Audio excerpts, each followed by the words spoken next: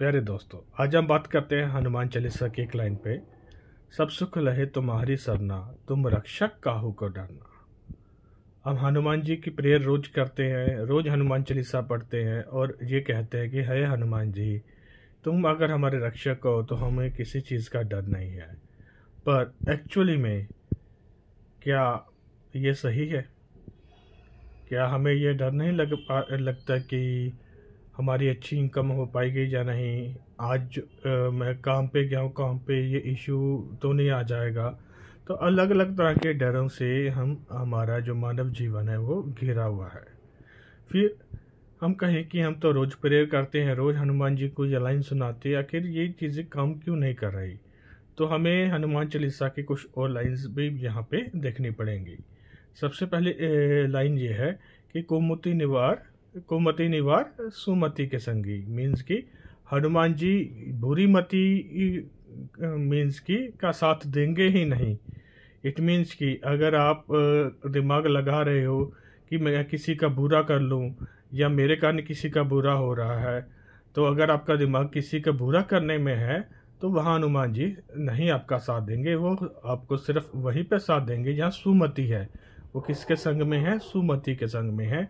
यह आपकी मति, आपकी बुद्धि सही कामों में है, आपकी बुद्धि आपके धर्म में लगी हुई है, आपकी बुद्धि धर्म में लगी हुई, आप धर्म से अर्थ कमाना चाह रहे हो, तो वहाँ पे आपका हनुमान जी आपका साथ देंगे।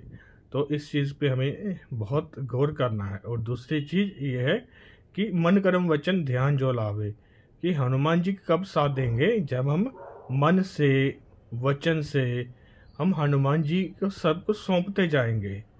एक्चुअली हमारी प्रॉब्लम ये है कि हम जानते बहुत कुछ हैं। हम ये जानते हैं कि हनुमान जी हमारी रक्षा कर रहे हैं, हम ये जानते हैं रोज़ हनुमान चालीसा पढ़ेंगे, हनुमान जी मेरी रक्षा कर रहे हैं। क्या वाकई एक्चुअली हम मानते हैं? जब कोई संकट आ जाता है क्या हम उसी भगवान को गालियाँ देनी कई लोग शुरू कर देते हैं? कई लोगों का ट्रस्ट भगवान पे ख़त्म हो जाता है कि ये छोटी छोटी जो भी प्रॉब्लम्स आती हैं, कुछ रुकावट मेरे आगे आई, तो रुकावट आते ही हमारा जो भगवान के ऊपर आस्था है, जो ट्रस्ट है, वो डोलने लगता है। अगर आस्था और ट्रस्ट डोलने लगता है तो सिंपल सी बात है कि हनुमान जी की जो भी बातें हम कर रहे हैं, जो उनकी भक्ति कर रहे हैं, जो उनको प्रेयर कर रहे हैं, वो यहाँ पे कोई भी काम नहीं आएगी। क्योंकि हनुमान चालीसा में सीधा सीधा यही तुलसीदास जी ने सीधा सीधा ये लिखा है कि हमें सब कुछ छोड़कर भगवान पर छोड़ दिया कि भगवान सब कुछ तुम्हारे हवाले है, हमारा काम कर्म करना है, हम पूरे सच्चे दिल से कर्म कर रहे हैं, बाकी तुम खुद देखो। इसलिए हम कह रहे हैं कि तुम खुद देखो, मैं पूरे सच्चे दिल से, पूरी निष्ठा से अपना कर्म कर रहा हूँ, तो सब सुख लहे तुम्हारी सरना। जो जिस भी हालत में तुम रखोगे हम उसमें सुखी महसूस करेंगे। तुम रक्षक काहू को डरना, कि हमें पूरा भरोसा है तुम हमारी रक्षा कर रहे हो। अगर तुम हमारी रक्षा कर रहे हो तो हमें डरने की कोई ज़रूरत नहीं है। हो सकता है हमारे ऊपर कोई विपत्ति आ रही है, हो सकता है पिछले पूर्व जन्म का कुछ ऐसा कर्म किया हो जो विपत्ति आनी जरूरी हो, वो विपत्ति आएगी।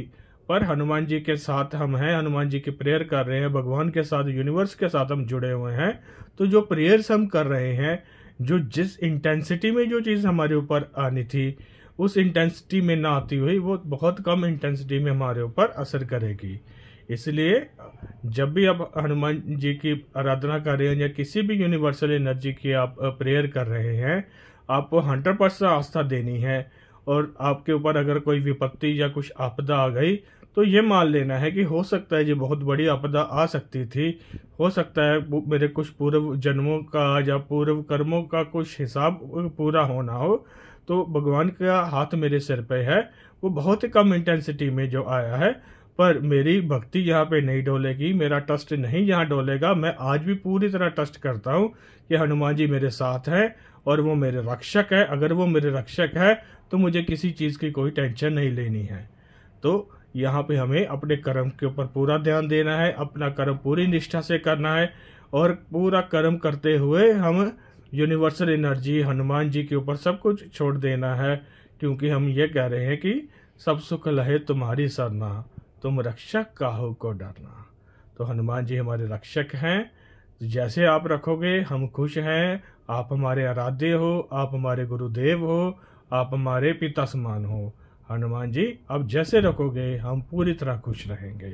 तो इसी तरीके से अपने दिल में हनुमान जी के लिए या जिस भी देवी देवता या जिस भी यूनिवर्सल एनर्जी को आप मानते हो 100% श्रद्धा से आप उनको मानिए और 100% श्रद्धा से सब कुछ उनके ऊपर आप अर्पण कर दीजिए।